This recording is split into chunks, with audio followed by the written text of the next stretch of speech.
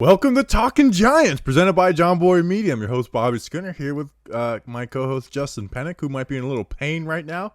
But it's game day, game weekend, so we're playing through the pain.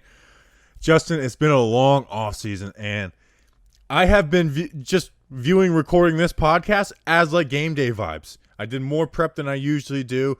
I shower right before, get my thoughts aligned, got ready, recorded the intro already, beforehand. I'm ready, man. I'm ready to play the Steelers. How are you doing, Justin? Bobby Skinner, the Giants season ended in January. I got the shingles. The Giants season is beginning in September. I now am in the process of passing a kidney stone. It has not passed yet. I'm still in the process. I was even doing some reading today. It may even take a month to fully pass. But I'm here. I'm excited for football. Football's back. It's going to be better than ever. And so are the New York Football Giants.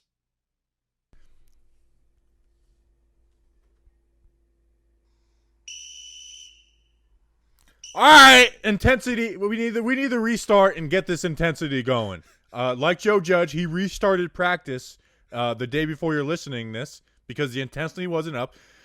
Welcome to Talking Giants. It's freaking game day. It's game weekend. It's not game day because you're listening to this on Friday before Monday Night Football. But nonetheless, Justin, like I said, I'm excited about the Steelers matchup. We got Michael Beck coming on of Behind the Steel Curtain to preview the Steelers a little bit. Then we'll have Danny coming on for our, some fantasy football predictions and quick picks and our Giant factors. But Justin, man, we're Joe Judge under the lights Monday Night Football against a really good Steelers team. Like, I've picked the Steelers to win the AFC last year. Big Ben gets hurt, but so like looking back, it's a bad pick. But honestly, I feel like I could pick them again because if Big Ben is just a slightly above average, the Steelers defense is really good. Like, if they made the playoffs and were more notable, they didn't have the worst quarterback play in the NFL with Rudolph and Hodges, then TJ Watt probably wins Defensive Player of the Year. And if he didn't, it's because Minkah Fitzpatrick was stealing votes away from him.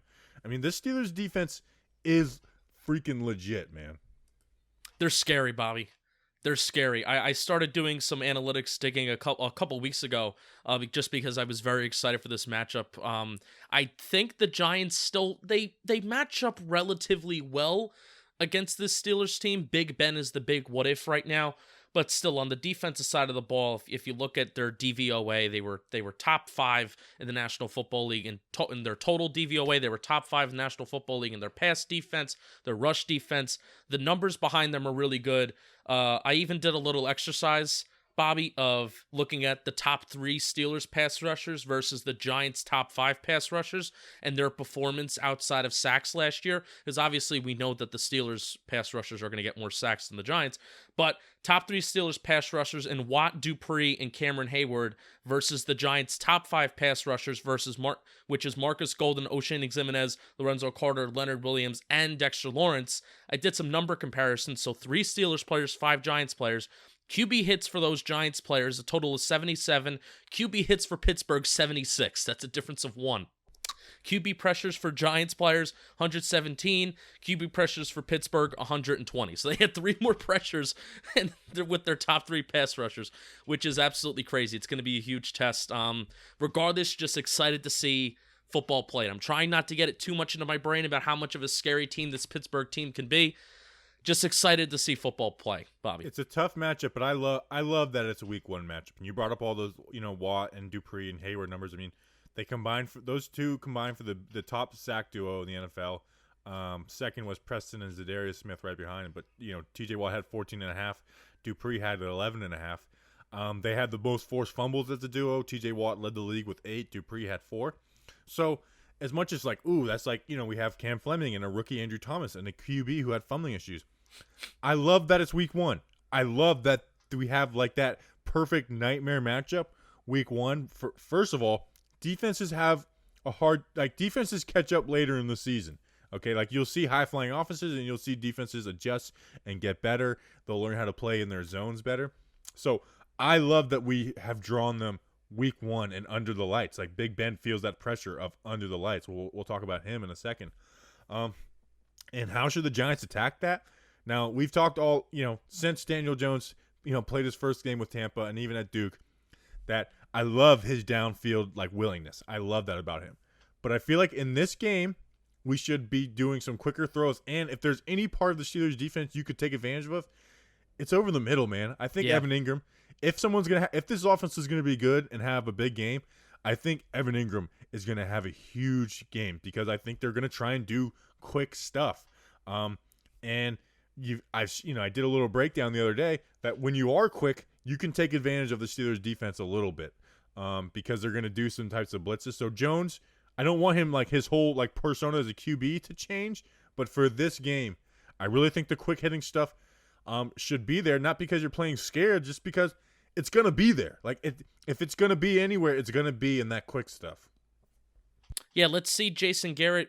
He has a reputation of as a Dallas play caller, and actually, it was the quote that came out on Thursday where Jason Garrett has said, "Hey, I've never even called an offensive game since 2012," and we've broken down exactly how his offense when he called it was different than some of the offenses that other offensive coordinators that have been in Dallas, while he's been a head coach, how that's changed. And how that's changed is basically Jason Garrett, while he was the play caller, the average depth of target wasn't that great. So I'm with you, Bobby, especially we haven't even mentioned Minkah Fitzpatrick, who's the free safety in Pittsburgh, all pro, totally changed. Forget Watt, forget Dupree for a second. It was really Minkah Fitzpatrick that really changed how that defense operated last year, and he really made them a big play defense also, not just with the pass rush, but also in the secondary. So keep it away from him because he's going to be patrolling that, that free safety spot.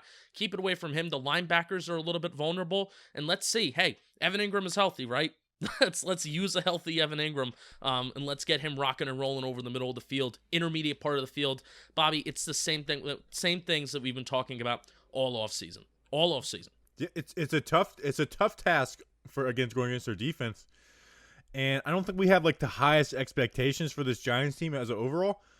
But what I will say is I'm not going up against any defense worried. I'm not with this offense. With hopefully Andrew Thomas being good to start. Cam Fleming is really, to me, the only weakness. Now, granted, he will be going up against T.J. Watt the entire game. T.J. Watt lines up on the right side. So, the entire game, our weakness goes against their strength.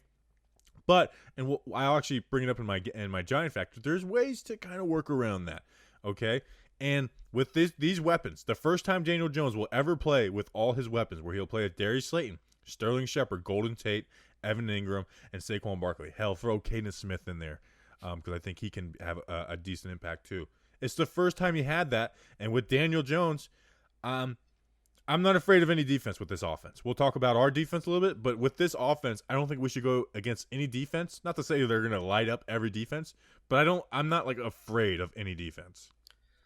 Bobby, I kind of wanted to get the ball first. Not gonna lie, I know the analytical thing to do is to defer, and I know Bill Belichick always comes from the school, and he's been doing this for years, even before it became a trend, of always deferring until the second half. Bobby, I kind of want to get the ball first because I want to get I have butterflies for the Giants' first offensive possession more than I have butterflies for the Giants' first defensive possession because we actually do have expectations for this Giants offense. Is Saquon going to come out and have the same start that he did last year and break off some big runs and then boom, we're right in the red zone? Oh, is Daniel Jones, are we going to get ballsy and on 1st and 10 we're going to have a Daniel Jones throw because that's what we should be doing. We should be throwing the ball on early downs. We should be more aggressive on those early downs because that was the thing that really hurt the Giants last year is their first down performance, their first and second down performance during the first quarter last year. They would get off to 2 slow starts on offense and they would get off to 2 bad of starts on defense, which is a terrible recipe. It's a recipe for disaster. That's what it is. So how good of a start can this Giants offense get off to? That's my main question. That is what I'm most worried about because that was our Achilles heel last year. Yeah, and Golden Tate has been practicing the last few days. I think him out of the slot can be a big impact. Quick run through with the injuries. Limited at practice. Golden Tate hamstring. It looks like he's going to play. Toilolo hamstring. That one was new. And then Adrian Colbert illness. Toilolo, although he could have a big impact on this game, him being out, if he was out, I'm not stressing that. No. Blake Martinez was not on there. That's most important. He's playing. So to transition to talk about our defense and their offense a little bit, David DeCastro, their Pro Bowl guard, is out. Like it's doubtful. So essentially we think he's going to be out. And then today or yesterday when you're listening, Deontay Johnson missed practice, like just did not practice with the foot. That's huge. It is huge because they're a team that has Deontay Johnson, James Washington, and obviously Juju, who I think Juju's going to line up in the slot a little more. So I agree. That'll be a fun matchup. It's going to be interesting to see who they put on Corey Ballantyne. You remember from the draft, Chase Claypool. He's on that roster, so he might go up against Ballantyne. I think that's where we worry as Giants fans is what happens with Corey Ballantyne on the outside. Yeah, honestly, I got to really refresh myself maybe on the injury report a little bit because Deontay Johnson may have been a guy that I was going to pick and with our fantasy picks coming up. I thought that he was actually doing somewhat better with that foot injury, but that's something very important to keep an eye on because Juju's going to be lining up in the slot and that's going to be his primary spot. I'm even interested to see, hey, is Patrick Graham's going to be automatically put to the test week 1? Are you going to have your best cornerback following the other team's best wide receiver from the get-go? So this is even going to be a big test. Is Patrick Graham gonna really play call that way and not be like James Betcher with leaving or maybe I would even be fine if Logan Ryan was on Juju. I don't think I'd be slamming the table if that's happening. I think that will happen. Are you going to leave Darnay Holmes? If Logan Ryan's going to primarily be playing safety, are you going to leave Darnay Holmes on Juju Smith-Schuster, which again, makes me kind of nervous. I don't think Darnay is going to play a lot. I really think they're going to put Logan Ryan at nickel corner. And they didn't even list nickel corner on their depth chart. That to me, I think Logan Ryan will be the starting nickel corner week 1. Yeah. And with all that, it'll be interesting. That's one thing I'm excited for, even if we lose. I'm excited to see what Patrick Graham does on defense. I really am because we've kind of tried to do our best to figure him out, but at the end of the day, like he kind of is in a sense multiple. So it's going to be interesting to see what he does. That third down, 2 plays a game thing that I broke down earlier in the season. I can't wait for that. Here's a guy. The Steelers have Charlie Villanueva, who's a good offensive tackle. They have a new guy, Zach Banner, who's going to start at right tackle. Here's a guy who I'm saying, who are you? Show us who you are, because you growing is a huge impact on this team. O'Shane Ximines, who are you? That's what I'm thinking about week 1. Who are you, O'Shane Ximines? Okay, because it's a perfect matchup where it's not like the worst tackles in the league, but they're also not the best tackles in the league where you're like, okay, we understand him losing that battle. Who are you, O'Shane Ximines? Can you be a guy who constantly gets pressure, consistently gets pressure, is a sack getter, not just a random sack every third game? Because he's starting, he's going to start, and he's probably going to get top 2 reps at that outside linebacker spot. Ximines, come out and prove who you are. Bobby, you can make an argument literally for any of our defensive linemen, and this includes edge rushers and this includes interior guys that we're expecting to get some kind of pressure on the quarterback. While I'm pretty confident that we can do a good job swallowing up James Conner, it's important to note that James Conner, when he's healthy and when he's ready to rock and roll, still put up some pretty good numbers last year. So that Steelers offensive line's nothing to sneeze over. Obviously, the guard is a huge loss. But for the Giants, you can make that argument of who are you, basically to everyone on that defense, maybe besides Marcus Golden, because he actually put up a double-digit sack season last year. But, Lorenzo Carter, who are you, man? Leonard Williams, who are you going to be in 2020, man? So these guys, they have to take advantage of, the Pittsburgh Steelers not being at full strength. I would much rather play Ben Roethlisberger in week 1 versus week 8, where maybe he's at 100%. But if Ben Roethlisberger's hurt, I would obviously rather play the Steelers week 8. But if I had to pick a week, it's week 1 because we just don't know what this Pittsburgh offense is going to be. So there you go. Yeah, and Big Ben, I guess we'll finish off with Big Ben before we go into the interview. Big Ben threw for 5,000 yards in 2018 and then got injured in the second game. Obviously, we remember that Patriots game to start last season, so it's like that gets left in your, like that bad taste gets left in your mouth. But he threw 5,000 yards, okay? Like, Big Ben is an awesome quarterback. It's weird that it's not the Eli Big Ben matchup for the first time in 20 years. But I don't know what to expect from him, though, because he could come out and fall off a cliff. Steelers people are saying that his arm looks fine. I wouldn't expect him to say much else anyways, but man, that's another thing. Like we say Corey Ballantyne is like, what is he going to be? I think that's another thing. Like, what is Big Ben going to look like? Because he could come out and throw 5 touchdowns, and I wouldn't be surprised. And he could come out and look like dirt, and I wouldn't be surprised. Yeah, the thing is, I think a lot of it does ride on Deontay Johnson because they love what they have in Deontay Johnson. And the last time that Big Ben was really played a full season in 2018, he had Antonio Brown catching 100 balls for 6 seasons in a row. So now that Antonio Brown is gone, Juju Smith-Schuster is the clear number 1. He's going to be going back into that role of the slot wide receiver, which I think Pittsburgh, they like to use him as that. But what could this Pittsburgh offense look like with Washington as also a depth piece, and then also they have Chase Claypool, who was the NFL Combines and the NFL Scouting Combines darling last year. Yeah. So Steelers fans are falling in love with Claypool, by the way. You'll hear about that in the interview. All right, anything before we kick it to the interview? Nervous, but excited at the same time because, Bobby, we spend all offseason, and it's the same thing every offseason. The more and more that all of our community members, they listen to the show every single episode, every single week, and then we just talk about them twice a week, 3 times a week, and for the last 6 weeks, it's been every single weekday. It almost doesn't even feel real. It almost doesn't even feel real that it's here because we talk about getting ready for football so much, and now that it's actually here, it's kind of crazy. So it feels weird recording this episode, and it's like we're like doing game previews. So yeah. All right, so we did a 15-minute interview with Michael Beck of Behind the Steel Curtain, which is the Pittsburgh branch for SB Nation. So got some good like nitty-gritty stuff that when people ask about the Giants, they would ask us. That's who we asked Michael Beck. So 15 minutes, and then we'll finish it off. Danny is going to join us this year for the second part where we do some fantasy football stuff, Giant factors, and game predictions. All right, here's Michael Beck. All right, we now welcome onto the program. He covers the Pittsburgh Steelers, does writing, podcasting, all that stuff for SB Nation Behind the Steel Curtain. Michael Beck, what's going on, Mike? Oh, having a good night. I'm super excited. Football's back. I couldn't be more excited about that. I know. To let the listeners know, we're recording this Wednesday night, and it just without the preseason, it hasn't hit me as hard, but it's starting to hit me. It's like, wow, we actually have like some regular season football to watch. But no preseason has made it weird, though, this year.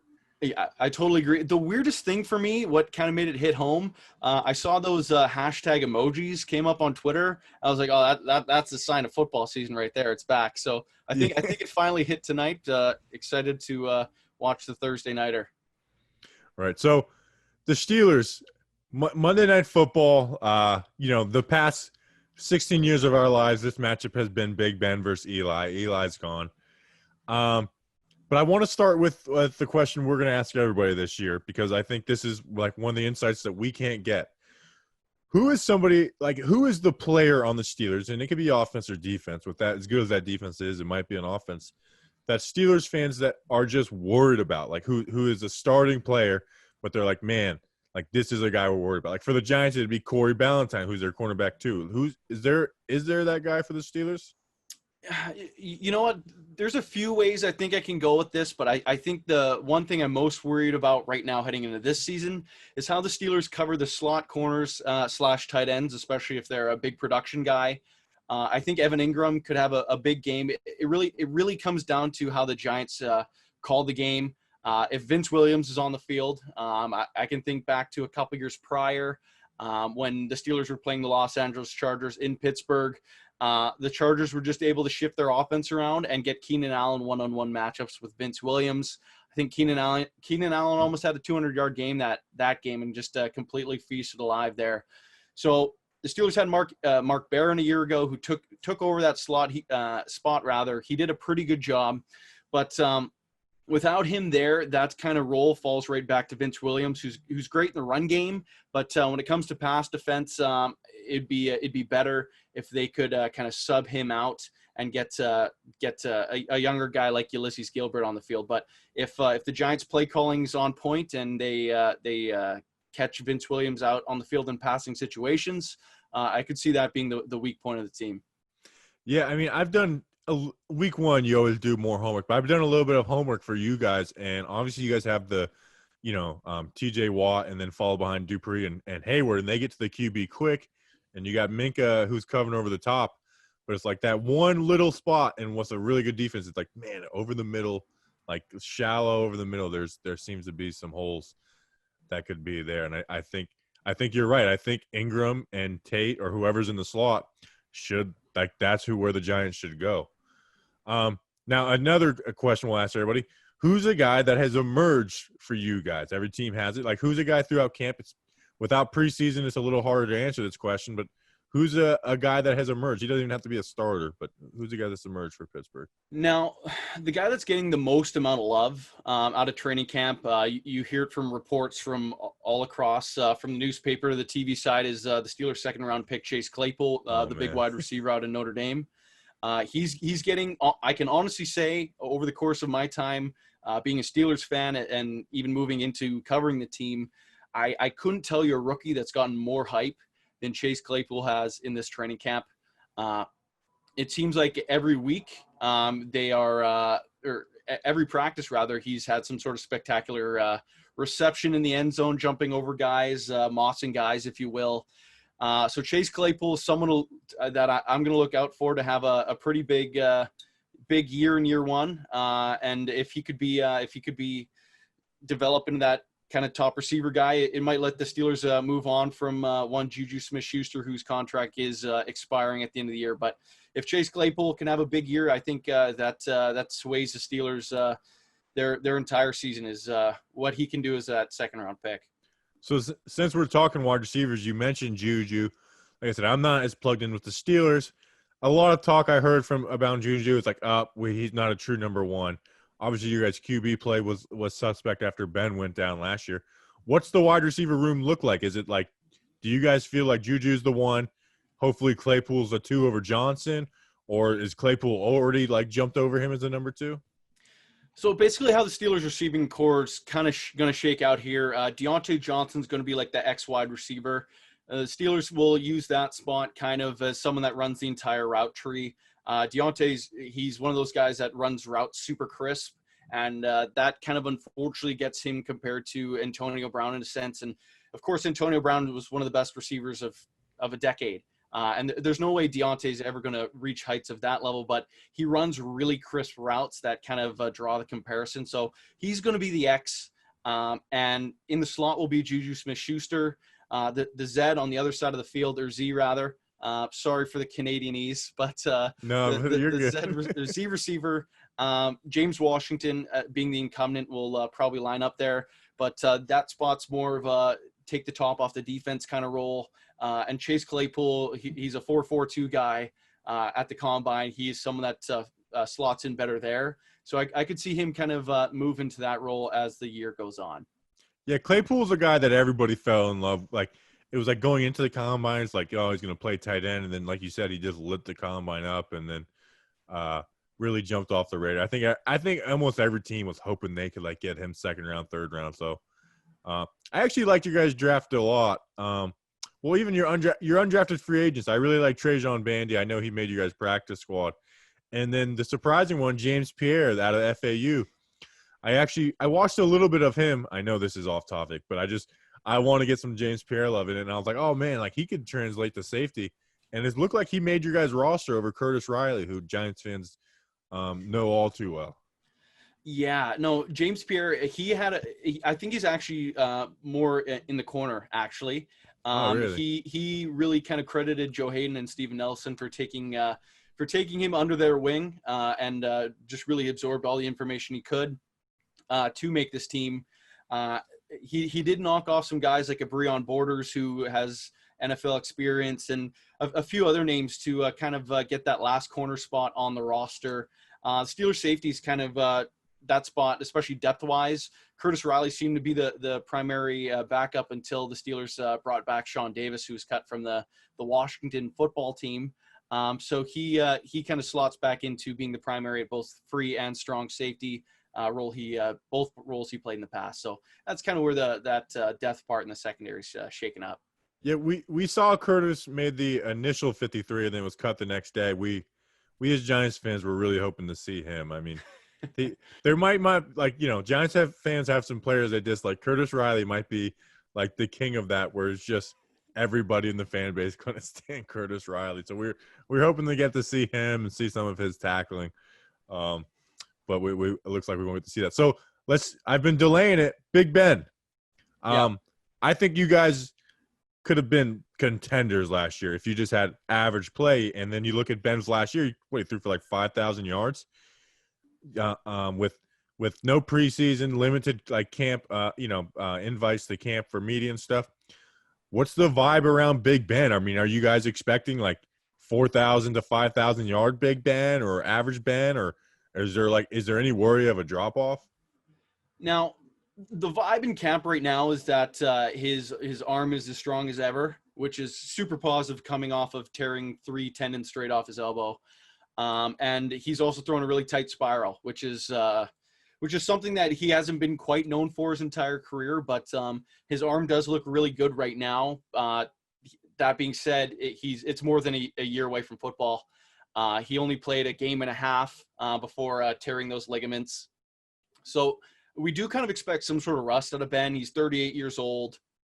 It might take some time for him to potentially look like a 2018 Ben Roethlisberger, but if he could just play at 80% of what he was in 2018, the Steelers defense from a year ago really proved with some sort of competent quarterback play that they really could take that next step and at the very least be a playoff team. Yeah, like I mean, I can't say enough how much the Steelers defense impressed me. And speaking of Minka, you guys traded for Minka. I watched a couple games. It looked like he was primarily in like that deep safety. I thought when he left Miami, he'd play corner because I watched him play against Diggs and Thielen in Minnesota, and he was like, this guy's a shutdown corner in his rookie year. How are you guys using him this year? Is it just kind of strictly that free safety role, or are you guys moving him around, or what? Now, there was chatter that he would be more open to moving around on the defensive backfield in his second year in Pittsburgh, but with the way the secondary's kind of shaped up, they don't really need that from him, and it really sounds like he's going to be primarily playing that free safety spot. The corners, Joe Hayden coming off a Pro Bowl year. Steven Nelson on the other side was one of the top-ranked PFF corners in man coverage a year ago. Same with Mike Hilton in the slot. So those kind of spots are pretty locked down. And he really isn't like that big-time tackling guy. So you won't see him at strong safety all that much either, which really fits Terrell Edmonds, the first-round pick from 2018, a whole lot better. So Minka Fitzpatrick, I think you're going to see him a lot in the free safety spot. He might move around a little bit more depending on how teams game plan it. If they try to cut the field in half and say we're not throwing to Minka's side, I could see the Steelers get a little bit more creative because he is still a dynamic playmaker. Right. So back to the quarterbacks, I want to kind of ask your opinion on this. What is like Pittsburgh talking about? Like, what are your thoughts as someone who looks at the game as Daniel Jones, and like, how do you guys plan to or do you think the Steelers should attack like Daniel Jones and the Giants offense that is doesn't have high expectations, but also has like a lot of names on the roster and then some questionable stuff at right tackle? Yeah, which is unfortunate because that right tackle spot is going to see a whole lot of TJ Watt. Who he's set up. TJ Watt, he typically has a monster week one. Every single year of his career, he broke in the NFL with the 3-sack interception game against Cleveland. It's just something in week one, he comes out of the gate firing all cylinders. Out of training camp, the way that they're talking, he looks as good as he ever has, and it was his best camp so far. So I think the Steelers side is kind of licking their chops at the Giants O-line. Andrew Thomas being the first round pick, just based on the way he plays football and lining up against Bud Dupree and probably having to do it all one-on-one because of TJ Watt's ability to draw the double team. Right. Bud Dupree could also have a pretty big game because he is pretty good in the bull rush. And if there's one thing that Andrew Thomas struggled a little bit with at Georgia was kind of having a defender step right up into his chest, which is the bread and butter of Bud Dupree's game, who is coming off 11.5 sack year in his own right and in that contract franchise tag year. So the Steelers front seven, I think they really want to tee off and try to get the ball out of Daniel Jones's hand. And just the more turnovers they can create, the more likely the Steelers are to win the game, obviously. Right. Yeah, and what I love about Jones is his like willingness to go downfield, and I don't ever want to like take that away from him. But for this game, I am like banging the table, like, hey, get the ball out quick, stuff over the middle, inside, because like you said, I mean, like Thomas, I'm not worried about. Like he may struggle a little bit, but I'm not worried about Thomas just getting like dominated by Dupree. Even though Dupree's a nice player, but he's just not on the level of Watt, obviously. Where it is Cam Fleming, I have worries about Cam Fleming against anybody, let alone T.J. Watt, who could have been Defensive Player of the Year last year. So that's the worry. We've been talking about running 19 tight ends the entire game to triple team T.J. Watt. So it'll be interesting to see how that rolls. So this is the question I have because I don't know what to think. Your running back group, how are you guys viewing that? Is James Conner the bell cow, or are you guys going to be by committee, or what is that looking like? Now, Mike Tomlin, in his press conference actually earlier today, did say those exact words, that James Conner would be the bell cow of the offense. Okay. And the Steelers historically have played exactly just that, especially with James Conner in the backfield. They are carrying 4 running backs, which is kind of rare for them. They don't typically take that many running backs into the season with them, but Jalen Samuels right now is kind of slotting in at that 4 spot. But it's going to be mostly James Conner just until the wheels run off, until they switch it over to Benny Snell. It just kind of seems like an inevitability that James Conner at some point will probably feature some sort of injury. That's just kind of something he's been snake bitten with a little bit over his career, but the style of play the Steelers play and the way he plays the game and plays the position, he takes a lot of hits. So he usually is good for about 10 games, but just the amount of big hits that he takes and just the amount of touches he gets banging up an ankle and knee, a shoulder, it seems pretty common for him. But you're going to see a whole lot of James Conner until he can't physically go on the field. Yeah, I think the way you guys view Connor is the way we're like Ingram. It's like, hey, it's week 1. We got him healthy. Use him, because later in the season, something always comes up. I'll finish it with this. I know DeCastro, it looks like he's going to be out for you guys. But, I mean, what's your O-line look like? Because, I mean, I know Villanueva is the left tackle, but, like, is there new starters? I mean, what's the Pittsburgh Steelers offensive line looking like for week 1? So for this week, the starting lineup, right tackle was just finally announced. There was a battle at the right tackle spot between Chukwuma Okorafor and Zach Banner. Zach Banner won the spot. It was officially announced today by Mike Tomlin.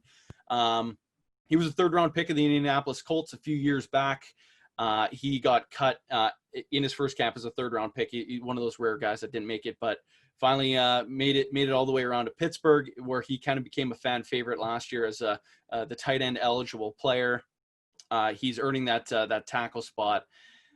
Kicking over to guard, the right guard spot's typically held down by David DeCastro, the all-pro guard, but he's been battling a calf injury throughout the entire training camp. So Stefan Wisniewski, the 2-time Super Bowl champion with the Chiefs and Eagles, will be slotting in there for week 1. Marquise Pouncey is holding down a center spot.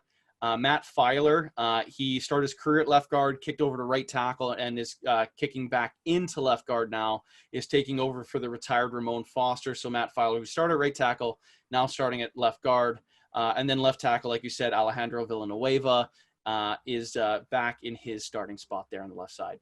Yeah, as Giants fans, we saw the DeCastro news, and then we're like, oh, okay. And then we saw Steven Wisniewski, I think. It's like, right. Oh, well, he's like a decent player, so it's not the biggest drop off. Michael, I know you're busy. You just did an hour with our friends at Big Blue View, so we'll let you run, man. But everyone, make sure we'll tag you and everything. Appreciate you giving some time, man. Oh, my pleasure. Thanks for having me on. All right, thanks again, Michael Beck, for coming on. Make sure to go give him a follow. And it's always good to follow the other teams, figure out what's going on in the league. I've had their notifications on all week, and I've that's why Talking Giants was the first ones to have the David DeCastro news. No big deal. All right, new this year on the pregame show. We're adding segments and Danny King. So we got the whole group together, the Greasy Three together, for the preview show. We're going to do a little fancy draft of only players in this game from the flex position, wide receiver, running back, and tight end. Well, you know what? We'll go through it by one. And we're going to start it off with the weather with Weatherman Dan. Yep, that's what I'm going to college for, is to be a meteorologist, not sports media. All right, first, let's look at the a meteorologist on a sports podcast. Yes, you don't see that often. All right, so the weather for this Monday is going to be... Usually they save that for beautiful women. We settled on Danny. I mean, honestly, it's the same thing. The temperature for kickoff is going to be a crisp 73 degrees. You love to see it. The winds 10 miles per hour out of the northwest.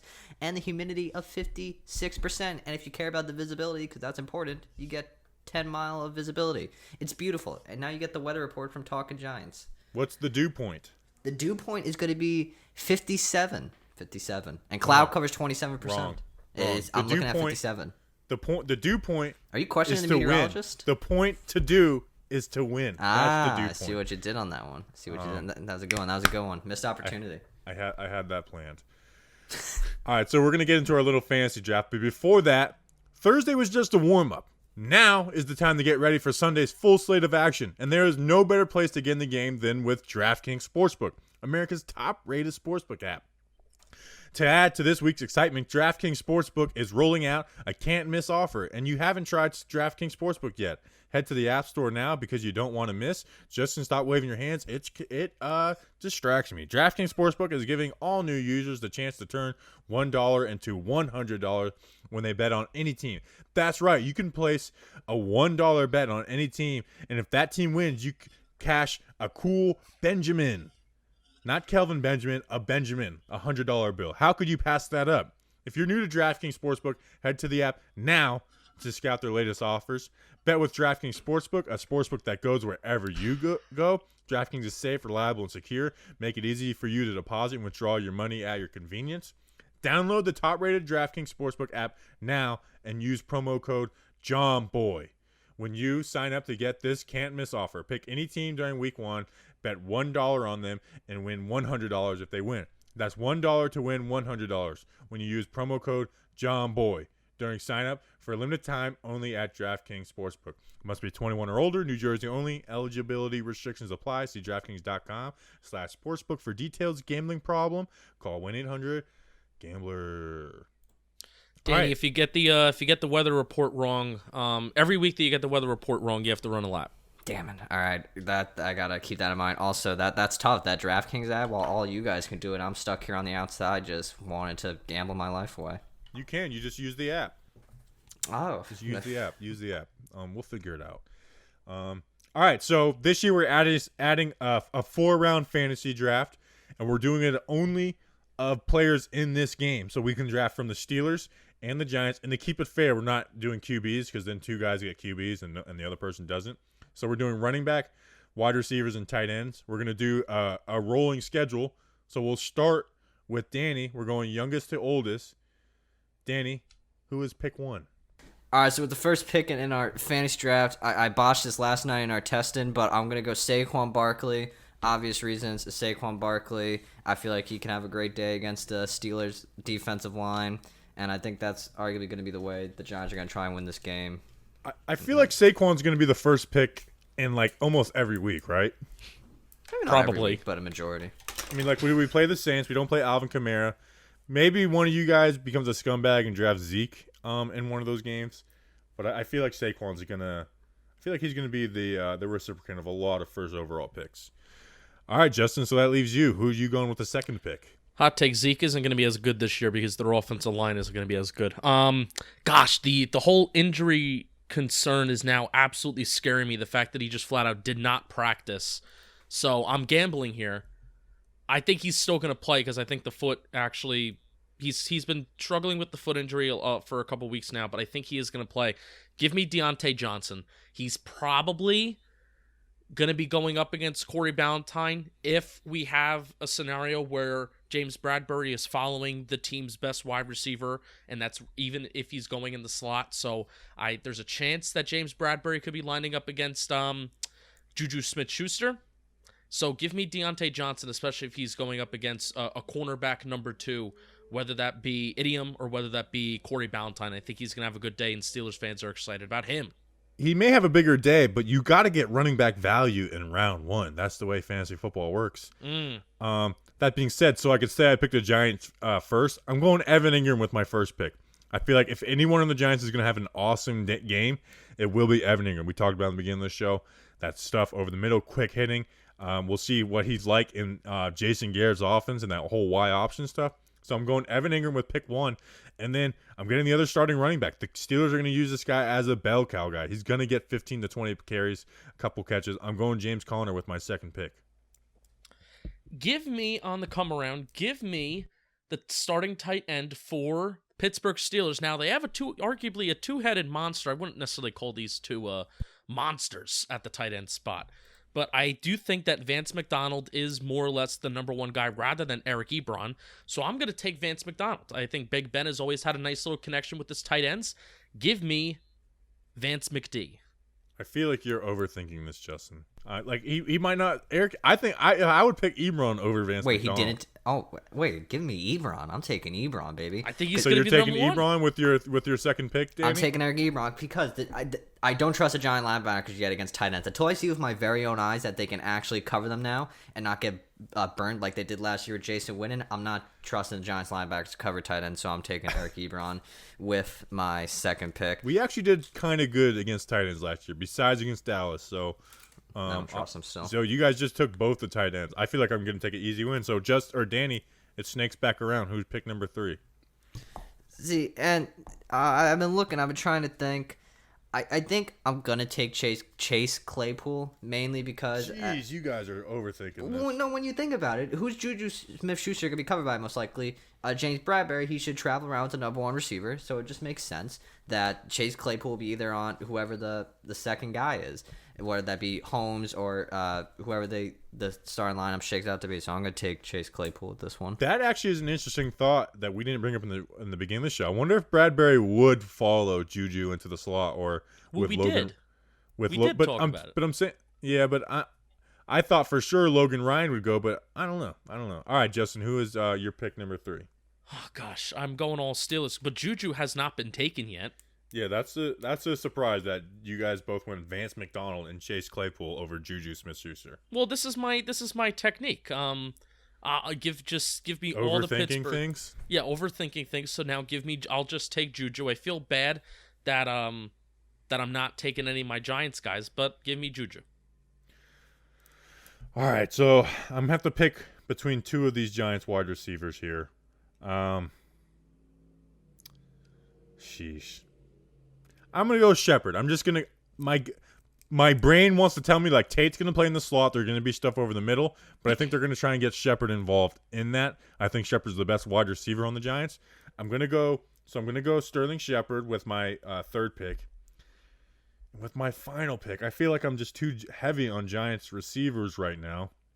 So for that, because of that, I'm gonna go James Washington, the other outside wide receiver for the Steelers. You know what? Maybe he plays up against Corey Ballantyne. So, and I just can't take 3 receivers for the Giants. So I'm going James Washington with my 4th pick. All right, I'm on my last pick. Yeah. Give me Anthony McFarland. They drafted this guy out of Maryland. They like his speed. James Conner and Snell, they're more big-bodied guys. We're losing credibility. 4.4 40-yard dash. I know Darius Slayton was right there. Golden Tate was right there. Blah, blah, blah, blah, blah. But you know what? We're trying to give a little preview of the Steelers. Anthony McFarland, he could be a guy that's used in third down situations. If that's the point where we don't know how he could be used, but he's an exciting player. So he could be used out of that Steelers backfield. He also could not be used out of that Steelers backfield. I'm betting not. And and we're a good run defense. They were the third best run defense yards per carry. We were the 4th best. How about that? There's a little analytics. But that's also why you bet on this guy getting catches on third down, and James Conner may not even bring you that value. So there you go. That's what I'm betting on. We'll see. All right, so Danny, you get to finish it off, and you could get a guy that I could have seen going in the 2nd round. So who are you going with the final pick? No, I'm taking Darius Slayton. Just because Slayton, okay. Because I don't know what Tate's health situation's looking like. The hamstring's still a big question mark, or as Jordan Raanan puts, it's hamstring with a question mark. But I'm gonna go. It's Darius Slayton. Him and Jones already have that chemistry, and I feel like that's only gonna continue to grow this year. So give me Darius Slayton this week. And he's the and he's the guy that gets touchdowns. Like that's who Jones likes to go through in the end zone. Yeah, so we're in the exactly. red zone. So yeah, I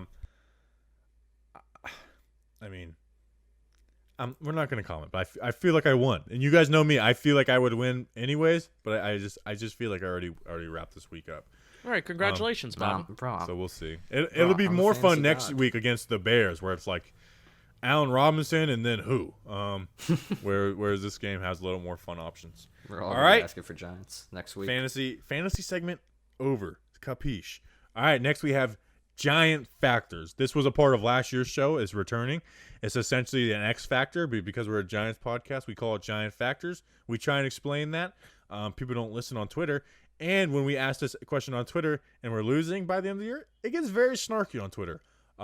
Danny, you went first with fantasy, so you get to go first with Giants Factor. Who is your Giant Factor for week 1?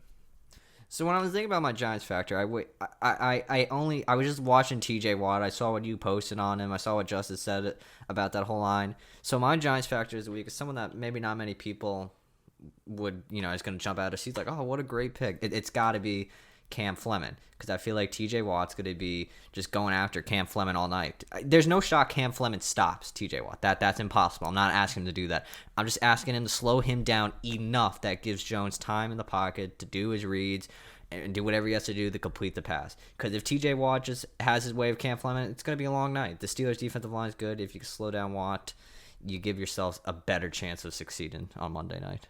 All right, mine kind of builds on that, so I'm going to skip you, Justin. My Giant Factor is Kaden Smith.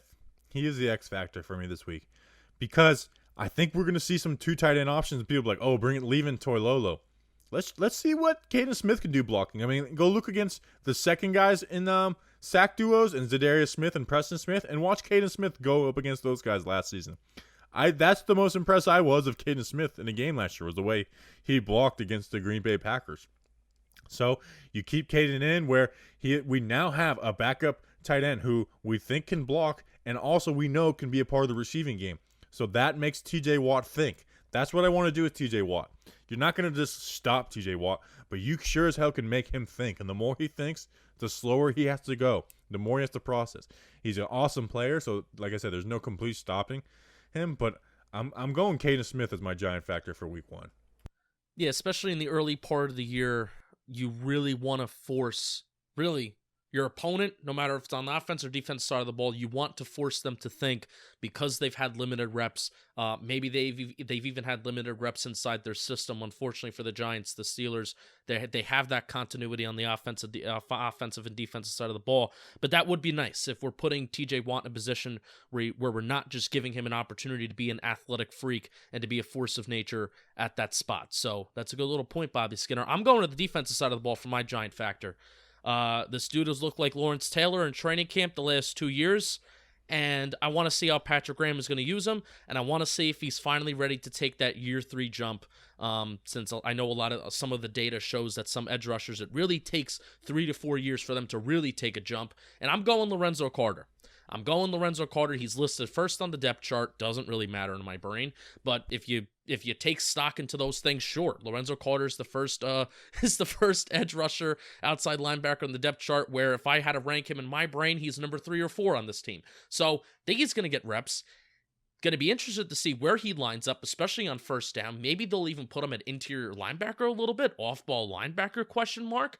How much is he going to be rushing the passer on third downs? How much is he going to be dropping back into coverage, since that's a strength? So excited to see how he's going to be used, and excited to see, more importantly, if he can actually have an impact on the game. Yeah. Carter, like I said, let's see what Zimenez is. Carter, year 3, even more so. Like you said, let's see who you are. Let's stop hearing about how you're lighting up training camp. Let's see how you can be in a regular season game. I remember last year I was all in on Carter for some reason. I believed he was going to take the jump, and honestly he didn't. And this is the year to show the coaching staff your worth, because this might be his last true shot. The Giants are going to give him the opportunity, and then if he fails, they might just send him on his way. I said at the beginning of the show, I think the Pittsburghs are a great test for this Giants team, where on offense you have the fumble forcers, and those defensive ends against our young tackles. And then on defense, it's like they have some good wide receivers, but they're not insanely good. So it's like to see how our secondary goes against them. And same with the tackles. Like their tackles aren't like all world. So these guys who were supposed to improve should have good games against them if they have truly improved, like we've been told. So I really think the Steelers are a great test for this team, and it's under the lights, prime time, which is fun. All right, we're adding this year too. This feels a little like too like roboty, but we're gonna go quick picks. We're gonna do 8 games, the 8 most intriguing matchups from the week. So we won't usually add Thursday Night Football, but we did it this week, and I'm gonna put it on Instagram polls because people on Twitter are annoying. So I'm just gonna put the polls on Instagram. So follow at Talkin' Johnson Instagram. That's where you can vote. All right, so Thursday Night Football, you'll know the answer to this one when you're listening. Houston, Kansas City. Listeners went Kansas City. I'm going Kansas City. Justin, who you got? Kansas City. Danny? It's Kansas City. They're literally the same team from last year. Okay, so quick They're question. better. Yeah, and I think Deshaun Watson is going to not struggle, but I think there's going to be noticeable that DeAndre Hopkins isn't there. Like DeAndre Hopkins it's tough. is a beast. All right, next we got Jets at Bills. We just had to throw that one in there. The listeners went Bills. I'm going Bills too. I'm not super high on the Bills this year. I think they might win that division just because I'm not sold on the Patriots because their defense lost so many guys to opt-outs. But the Jets, I really think are going to be bad this year. I'm going Bills. Danny? Bills, reasons you said. The Jets, Adam Gase, I think he was the worst hire the Jets could have made for their head coach. Justin? I love the Bills this year. You can make an argument that the Bills have like the second most talented roster in the entire National Football League behind the Saints. If you take out quarterback, you can make an argument that the roster is top 5, top 3 most talented in football. So I really like the Bills this year. I don't think this game is going to be close. Okay. I don't think anyone does. Green Bay at Minnesota. Listeners went Vikings. I was surprised by that. Danny, who are you going? I'm going Packers. It sounds like the relationship between Aaron Rodgers and Matt LaFleur picked up this offseason, so I think the Packers are going to go out there, beat the Vikings week 1, and send a message to the North. Justin? Give me the Minnesota Vikings. Gary Kubiak is in town. I think he's going to let Kirk Cousins rock and roll a little bit more. That's the worry. Adam Thielen is going to be, what did you say? That's the worry, is that they're going to let him rock and roll a little more. No, it's not the worry. He's when you let him rock and roll, I'm telling you, Kirk Cousins was stuck in that Kevin Stefanski run first offense last year. It? That's what made him good, was that Kevin Stefanski. That's why I think the it. Browns can be somewhat good, is because Kevin Stefanski. I like Stefanski, but I like the potential of Gary Kubiak. I like the potential of this offense, and you still have Dalvin Cook. I'm going Vikings. I think they have a very much more complete team compared to the Packers, and I think Aaron Rodgers is now an average quarterback. Well, average is better than Kirk Cousins, and I'm going Packers. I think, like Danny said, year 2 with Matt LaFleur. I think this Packers roster is really good, and I feel like they're my Super Bowl sleeper in the NFC, and I think the Vikings are going to have kind of a down year. Not like a horrible year, but a down year. All right, Tampa Bay. Surprised none of you guys mentioned Ryan Connolly. I mean, Justin mainly. You didn't mention Ryan Connolly. We're not allowed to do that, or we'll be called whining babies. Sorry, my bad. Sorry, McConkey's towel. He is going to be an awesome weak side linebacker in Mike Zimmer's defense. I'll just say that. All right, Bucks at Saints. This is the game I'm most looking forward to see what Brady's like with that Tampa. Evans probably going to be out. Listeners went Saints. I'm going Bucks. I'm kind of all in on the Bucks. I believe in Tampa Bay in that offense. I feel like they're going to figure it out. And especially early season Brady before the arm might fall off. Justin? Saints are going to blow them out. Give me the Saints. Ooh. Danny? I can't agree with that. I got to go Bucks. I mean, yeah, Mike Evans out, but I think we discussed it. I think Tom Brady's favorite target besides Gronk, it might be Chris Godwin. Those short intermediate throws, that's what Brady's been doing these past few years. Give me the Bucks in Brady's first game in Tampa.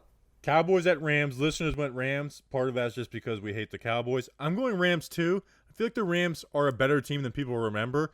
It's just that they're in a really good division with the Seahawks and 49ers. I'm going Rams at home. Justin? Cowboys, very talented roster. Kellen Moore, that continuity on offense is still there. They've had some injuries on defense, but I think the Rams, they're kind of taking steps down. I don't know if Jared Goff is still going to be that same, MVP caliber that he was 2 years ago. He took that step down from last year. They did go from 11 personnel to 12 personnel towards the second half of last year, but I think the Cowboys get off to just a good enough start to beat them. Danny? I'm with Justin. The Cowboys, I think, are under Mike McCarthy, I think they're going to be a great team this year, and I just can't trust the Rams. And I watched all of Hard Knocks, but I don't think the Rams get the job done in Week 1.